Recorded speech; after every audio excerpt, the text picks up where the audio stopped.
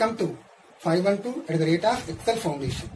Learn English methodology with Suresh Babu. In this session, now we are going to learn value education. Let us approach the topic.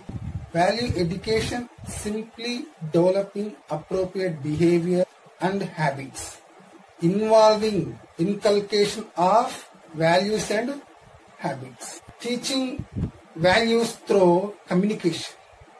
For that, we have to approach the communicative skills.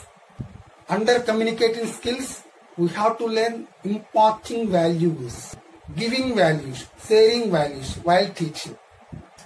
What values are present in the prose? What values are present in the poetry? What values are present in the drama? We have to present it.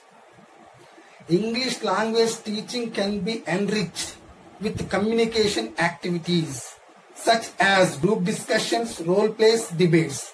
These are the important communication activities.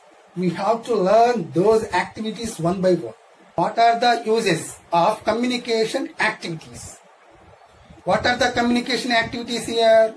Group discussions, role plays, and debates.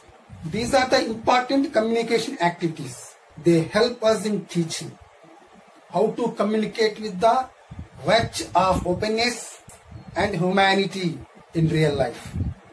That's why we have to more concentrate, more focus on this topic. Let us approach the role plays. As a part of these communication activities, role plays can be performed in which the facilitator would give real life situations to the students to have a conversation with a little act. This way, while performing, the students would learn the right way of speaking with correct tone and pitch. Are there any problems while performing? We have to identify it and rectify it. In case students are rude or are not behaving themselves in the situation for the given role play, the facilitator should check them there and then and inculcate the certain values related to the situation. That is our primary duty.